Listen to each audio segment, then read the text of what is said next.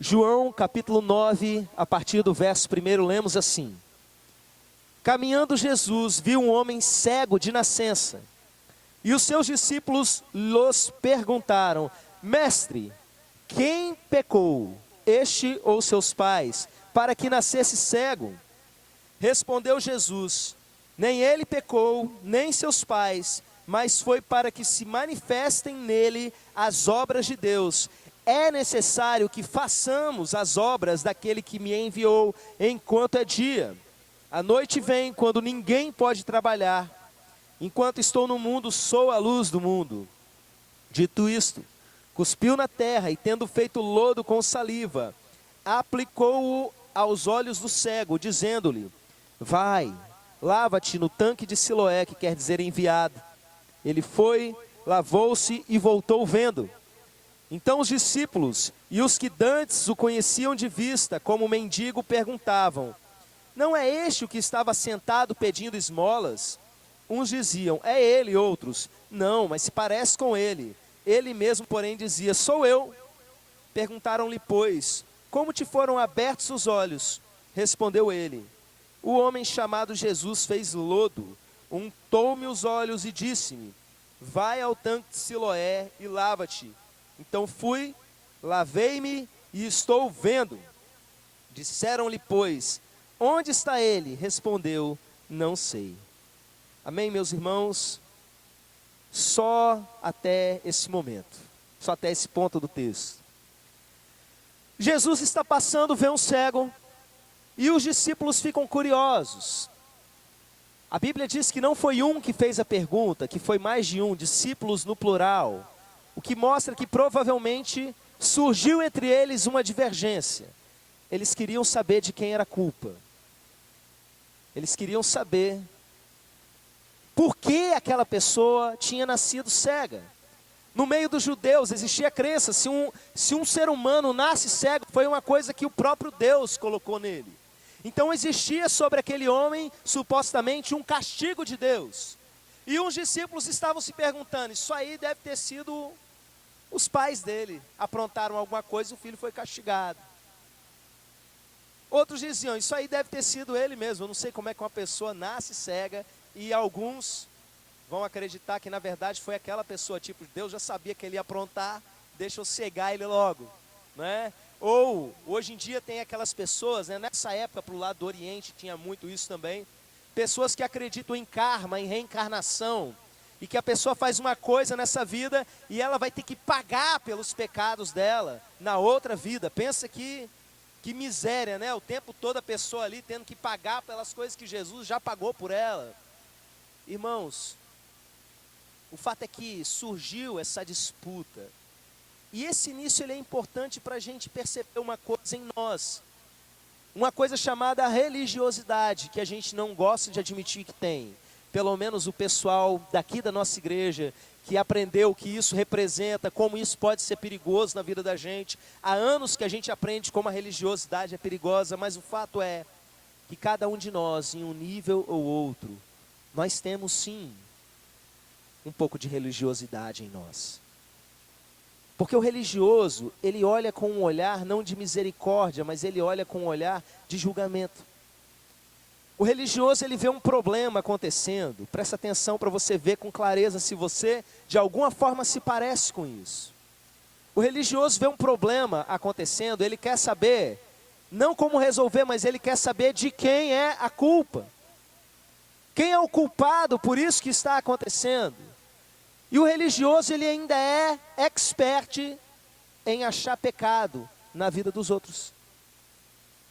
Em achar problema na vida alheia e não na própria.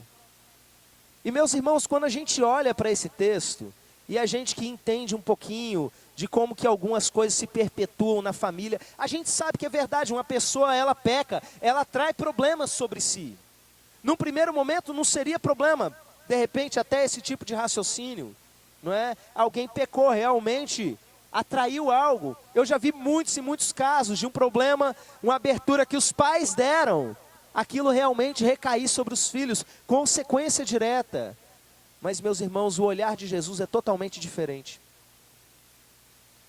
Enquanto aqueles discípulos estavam olhando e se perguntando de quem é a culpa, tem pecado aí. É por isso que essas coisas estão acontecendo. Tem algum pecado escondido aí. Vamos descobrir qual que é, Jesus.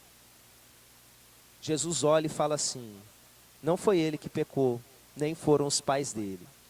Essa afirmação, meus irmãos, não quer dizer que os pais dele eram os imaculados, os sem mancha, porque a própria Bíblia diz: todos pecaram. Ele quer dizer que esse problema não foi causado pelo pecado. E aí ele diz o seguinte: isso aconteceu para que se manifestasse a obra de Deus. Eu quero que você grave bem isso: manifestar a obra de Deus.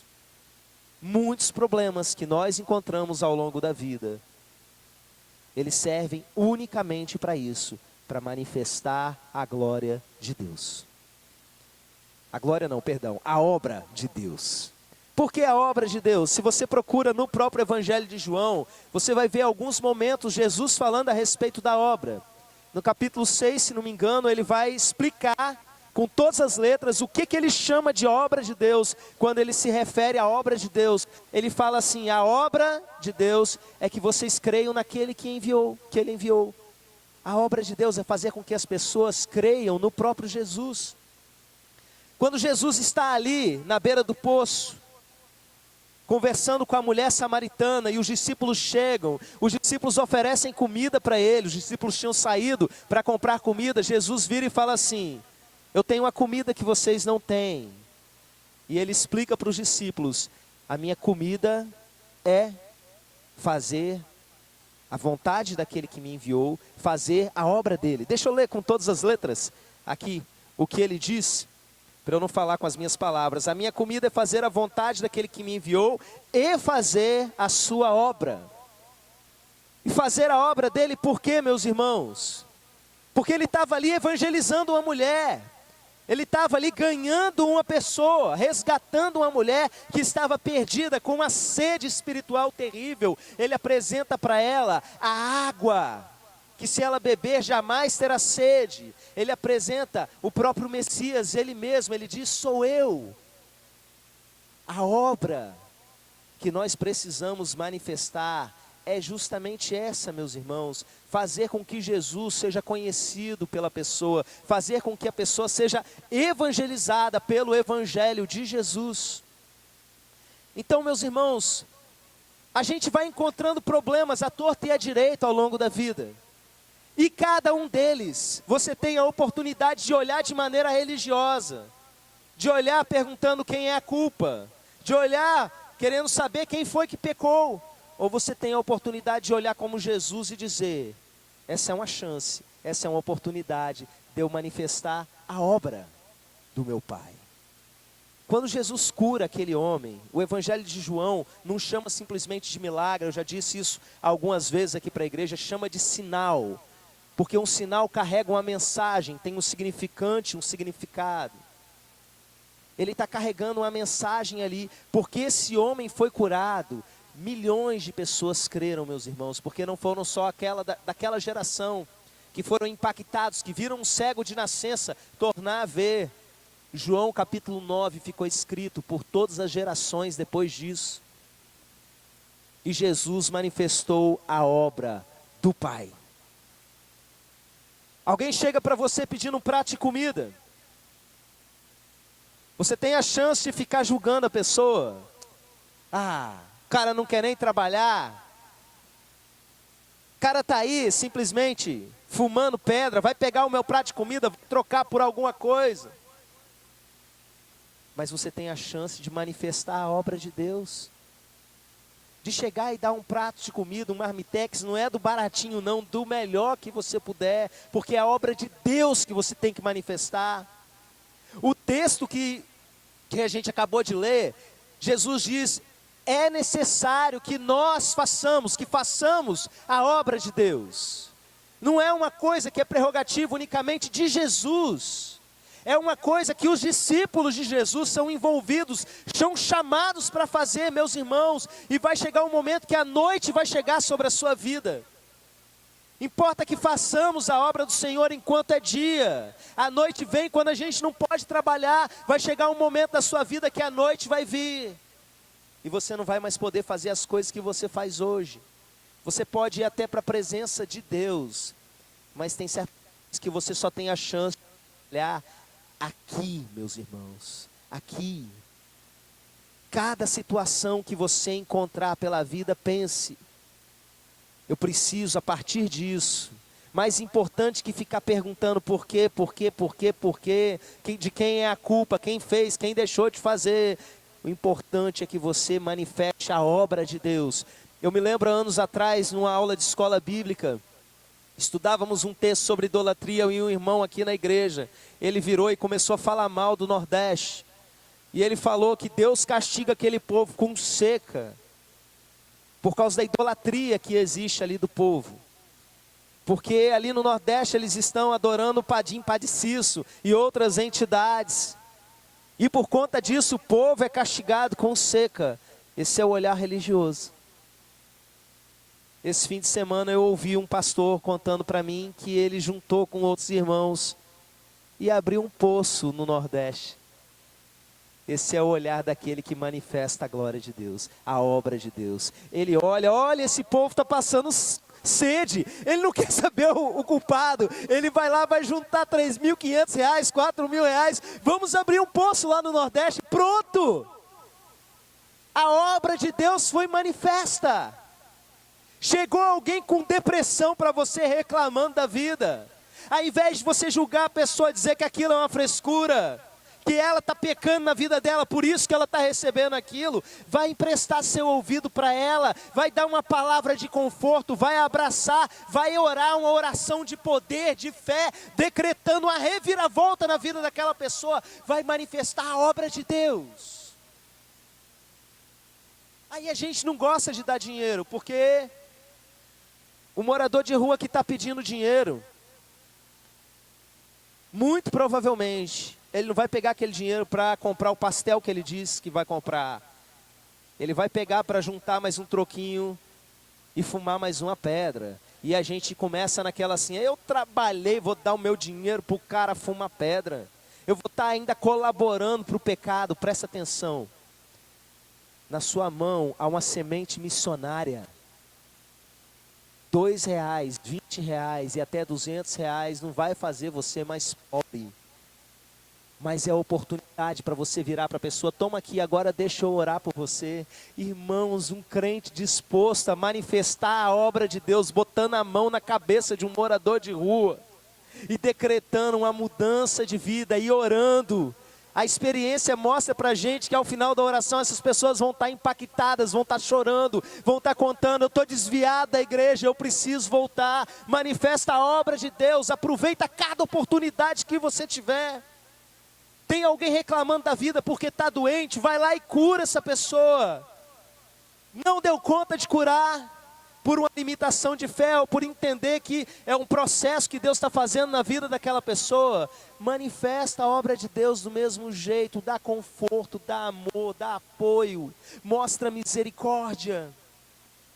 Alguém reclamou do casamento, alguém falou de problema na família. Antes de você querer julgar a pessoa, antes de você querer achar o culpado ou qualquer coisa desse tipo, manifesta a obra de Deus. A vida da gente, meus irmãos, enquanto é dia, Deus vai cercar a gente com oportunidades de manifestar a sua obra. Antes de começar a pregação, eu falava para os irmãos que a gente vai sair de férias, e eu não tenho como me lembrar de algumas situações de férias que eu vivi. Justamente assim, eu estou ali pescando, passam dois caras, puxam papo, de repente estão saindo, Deus abençoe você, só essa palavra, voltou, e a gente já está orando junto, já estou ministrando sobre a vida deles. O tempo todo a gente precisa aproveitar, a gente vive para isso. A gente vive para isso. O trabalho da gente é só uma oportunidade que Deus nos dá para estar em contato com pessoas. Senão ele levava a gente para o céu logo que a gente aceitava Jesus. Você está lá como missionário infiltrado, não importa a atividade que você está fazendo, manifeste. Você está de folga, você está em contato com qualquer um, oportunidades vão surgir, pessoas sofrendo. Manifeste a obra de Deus. Irmãos, eu me lembro, nas últimas férias, a gente teve alguns problemas com o carro no decorrer do percurso. E no segundo problema que teve, eu me lembro que a gente estava no fim de tarde, o carro teve problema, a gente jogou para o acostamento, eu fiquei ali tentando resolver. Não vou entrar em detalhes aqui para os irmãos, mas pensa no seguinte: quando você vai lá, resolve o problema, quando você sofre a beça e pensa que conseguiu resolver, você descobre que na verdade por trás dele tem um pior ainda, não tem? Aí quando você consegue resolver aquele que é pior ainda, você descobre que tem um muito pior depois. E vai nessa sequência. E meus irmãos, nós ficamos horas ali. O lugar era perigoso, por isso ninguém parava para ajudar. Passava muito carro, mas era um lugar de muito assalto. E a estratégia geralmente é um carro quebrado, as pessoas param e aí eles entram assaltando. Então ninguém parava para ajudar a gente. E a gente ligava para a cidade mais próxima, ninguém queria vir também, ninguém tinha condição, nenhum dos contatos. As crianças chorando dentro do carro, Jennifer chorando, lá pelas 9 horas da noite, para alguém. E pensa num cara que entra lá de baixo, deita no chão e se suja todo por um problema que nem é dele. E resolve a situação e leva a gente até um local que poderia resolver o nosso problema. Eu viro para o homem e falo assim: agora está tranquilo, daqui para frente a gente segue, muito obrigado. E ele fala assim: não, eu só vou embora depois que eu tiver certeza que vocês estão salvos. Aí eu virei e perguntei para ele assim: qual é o seu nome? O homem virou para mim e falou assim: meu nome é Messias. Aí eu falei: isso é profético. Você tem noção de que o que está acontecendo aqui é profético? Irmãos, um pouco antes disso, eu lá no escuro, aquela confusão toda ali, eu tentando resolver e eu conversando com Deus. Eu sei que vai resolver. Mas Senhor, eu não posso ter umas férias normais na vida. Sempre tem que virar uma ilustração de pregação. Sempre eu tenho que parar para ajudar alguém. Sempre de alguma forma tem que ter algo de espiritual, um mover profético acontecendo. Não posso simplesmente sair, descansar, normal. E eu reclamando isso com Deus, né?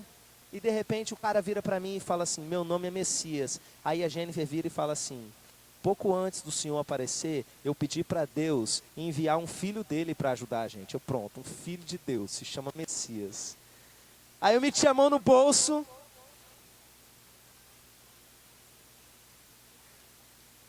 Meti a mão no bolso, tirei o dinheiro, toma, o Senhor ajudou a gente, leva. Não, eu não quero receber nada. Eu insisti com ele: não, eu não quero receber nada. Então, foi de graça. Ele ainda vem, salva a gente, não vai embora enquanto não salva, se suja todo no meu lugar, paga aquilo que era para mim pagar.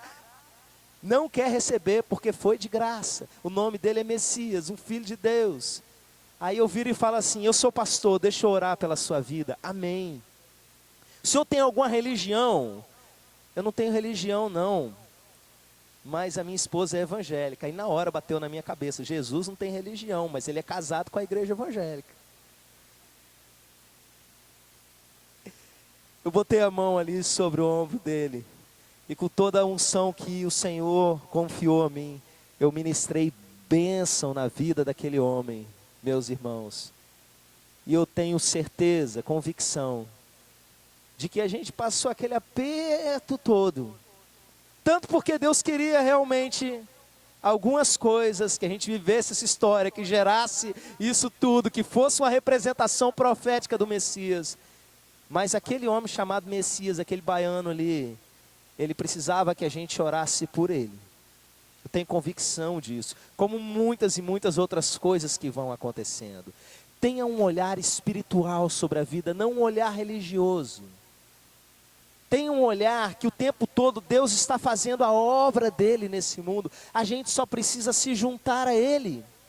Quando a gente se perde que Deus está trabalhando, a gente entra em murmuração e a gente começa a dizer que na verdade nada está acontecendo e que tudo está dando errado. As coisas estão só desandando na vida da gente, na minha família, na nossa igreja, e não é verdade. O meu pai trabalha até agora e eu trabalho também. O tempo todo o Senhor está trabalhando. O que a gente precisa fazer é parar e olhar onde está a obra de Deus, onde Ele está revelando Jesus nesse mundo. E vai trabalhar com Ele enquanto é dia. Se junte a Ele, deixe Ele usar a sua vida. Daqui para o final de semana você vai encontrar gente com problema. Amém? Manifeste a obra do Senhor. Se coloca de pé, meu irmão. Eu queria orar pela sua vida. Especificamente dentro dessa palavra que eu liberei sobre você. Você vai encontrar pessoas. E eu quero orar para que você se lembre e que você tenha coragem de até ter prejuízo na sua vida, para manifestar a obra de Deus, para que as pessoas creiam em Jesus, a partir daquilo que você vai manifestar, do seu amor, da sua misericórdia, do poder que Ele colocou em você. Amém? Bota a sua mão assim, ó. Pai querido, nós te agradecemos por essa palavra que o Senhor nos revelou nessa noite. Obrigado por João capítulo 9, meu Deus, porque esse cego de nascença voltou a ver, meu Pai, para a glória e honra do Teu nome, como sinal para que pudéssemos crer que o Senhor enviou Jesus. E da mesma forma que Jesus manifestou a Tua obra, nós também queremos, nós aceitamos o convite, meu Pai. Nos envia as pessoas que o Senhor, nesse momento, quer manifestar a Tua obra neles. Em nome de Jesus, faça, meu Pai, com que cada um de nós, ao encontrar pessoas sofrendo, ao encontrar pessoas com problema, tenha esse discernimento, tenha essa lembrança, meu Pai, tenha essa lembrança de que o Senhor quer que a gente faça algo, que nenhum sofrimento passe batido aos nossos olhos nesse mundo. Em nome de Jesus, que cada pessoa que está ouvindo essa mensagem, seja agora, seja por gravação depois, seja impactada e aproveite cada oportunidade, em nome de Jesus. Amém. Amém. Os irmãos podem se assentar.